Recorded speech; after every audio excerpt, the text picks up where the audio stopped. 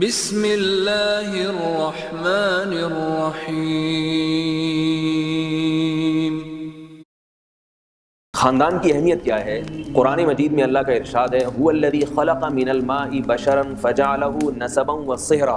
فرمایا اللہ وہ ذات ہے جس نے ایک غلیظ اور ناپاک قطرے سے انسان کو بنایا، لیکن عزت اتنی دی ہے کہ اسے ایک نسب والا خاندان دیا جس کو ددیال اور ننیال کہا جاتا ہے، اور جب وہ بلوغت کی دہلیز پہ قدم رکھتا ہے تو ایک سسرال والا خاندان دیا جس کو عربی میں صہر کہتے ہیں، مصاہرہ کہتے ہیں۔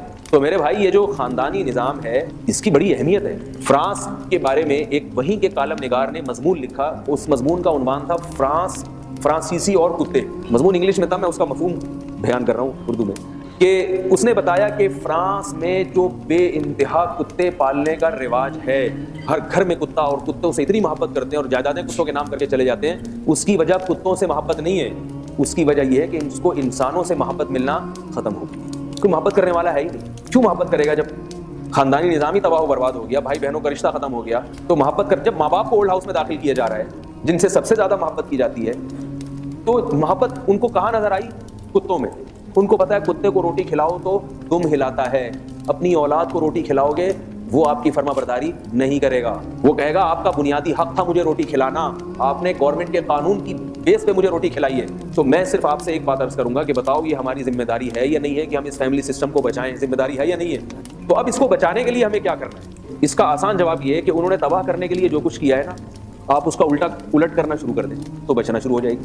اب اس کے لیے انہوں نے جو حربے استعمال کیے وہ میں جلدی جلدی بتاتا ہوں، آپ نے اس کے الٹ چلنا ہے بالکل۔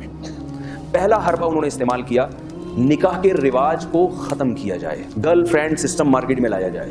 گرل فرینڈ جب ہوتی ہے تو کوئی سالہ ہوتا ہے، کوئی سسر ہوتا ہے، کوئی ساس، کوئی خاندانی نہیں ہوتا، اس کو جب چاہو چھوڑ دو۔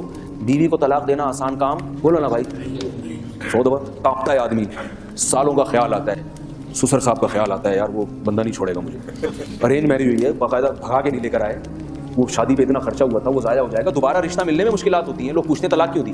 گرل فرینڈ 100 رکھیں، 100 دفعہ چھوڑیں، کوئی بدنامی نہیں ہے معاشرے میں آپ کی۔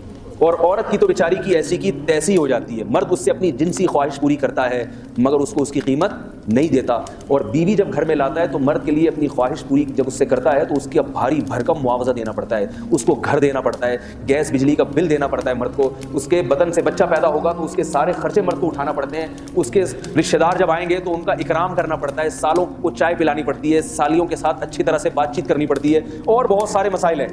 عورت کو عزت گرل فرینڈ بننے میں نہیں ملتی، بیوی بننے میں ملتی ہے۔ تو انہوں نے کیا کیا؟ نکاح کے رواج کو ختم کیا، گرل فرینڈ کے کلچر کو فروغ دیا، اور نام اس کو حقوق نسوانیت کا دیا کہ عورت پہ پردے کی پابندی نہیں ہے، عورت جب چاہے مرد سے بے محابہ بات کر سکتی ہے، اور خواتین کو ویکینسیز دی جائیں، جاب دلائی جائے۔ یہ جو مولویوں نے عورتوں کو گھروں میں بند کیا ہوا ہے یہ ظلم ہے، زیادتی ہے۔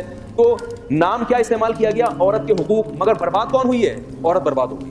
گھر کو قید خانہ کہہ دیا، حالانکہ گھر قید نہیں ہے، قرآن نے گھر کو قلعہ کہا ہے جس میں حفاظت ہوتی ہے، قلعے کے اندر لوگ قید نہیں ہوتے، فوج محفوظ ہوتی ہے۔ تو گھر عورت کے لیے کیا ہے؟ حفاظت کا ایک حصار ہے جہاں وہ محفوظ ہے۔ تو گھر کو کیا کہہ دیا؟ قید خانہ۔ تو یہ ایک الگ موضوع ہے کہ خواتین کے حقوق پہ نام پہ جو ہے نا خواتین کی جو حقوق کی پامالی کی ہے، تبھی یورپ اور امریکہ میں اسلام قبول کرنے والوں میں عورتوں کی تعداد زیادہ ہے، کیونکہ وہ جب کتابوں میں پڑھتی ہیں تو اسلام دہشت گردی کا مذہب نظر آتا ہے، لیکن جب حقیقت میں دیکھتی ہیں تو کہتی ہیں مسلمان اپنی بیویوں سے بڑی وفا کرتے ہیں، یہ عزت کے ساتھ اس کو لے کر آئیں گے۔ دوسرا کام کیا کیا انہوں نے کہ جو نکاح ہو رہے ہیں، یعنی بعض لوگ ہوتے ہیں کہتے ہیں ہم نے نکاح کرنا ہی کرنا ہے، تو ان کو یہ سمجھایا جائے کہ کم عمری کی شادی صحت کے لیے نقصان دہ ہے، بچہ میچور نہیں ہوتا، لڑکی ناسمجھ ہوتی ہے، وہ سسرال کے بکھیڑوں میں پڑ کے برباد ہو جائے گی، تو شادی دیر سے ہونی چاہیے۔ کم عمری میں نکاح بچکانہ حرکت ہے، پہلے لڑکا اور لڑکی کو میچور تو ہونے دو، ایک دوسرے کو سمجھنے کا ان کو موقع دو، پارکوں میں ڈیٹیں تو مارنے دو، ایک دوسرے کو سمجھنا تو شروع کر دیں۔ پہلے کیا ہوتا تھا؟ بچی بالغ ہوئی، ابا اماں نے کان سے پکڑ کے اس کی شادی، لڑکے کو کہا یہ تمہاری یہاں ہو جائے گی، ٹھیک ہے جی ابا کہہ رہے ہیں ہو جائے گی، اچھا یہ صحیح ہوگی جب ابا نے سلیکٹ کیا میرے لیے۔ اور کیسی کامیاب زندگی گزرتی تھی، بہت مرتبہ تو شادی سے پہلے ایک دوسرے کو دیکھا بھی نہیں ہوتا تھا، ہم نے اپنے باپ داداؤں میں طلاق دیکھی نہیں ہے، ساری زندگی ہنسی خوشی محبت سے گزار دیتے تھے۔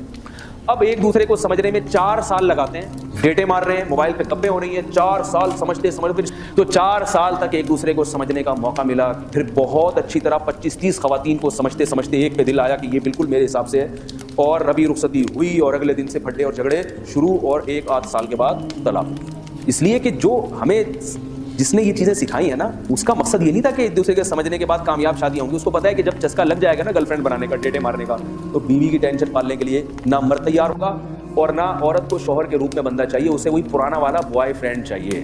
میں یہ نہیں کہہ رہا کہ محبت کی شادی نہیں کرنی چاہیے, اگر کسی سے محبت ہے تو وہ بھی نکاح کرنے میں کوئی حرج نہیں ہے, نبی صلی اللہ علیہ وسلم نے ترغیب دی ہے. مگر یہ جو ڈیٹے مارنے والا اور اتنا طویل عرصے جو ایک پروگرام اور ایک سیٹ اپ چلتا ہے, یہ کہاں سے آیا ہے؟ بولو بھائی, یہ غیروں سے آیا.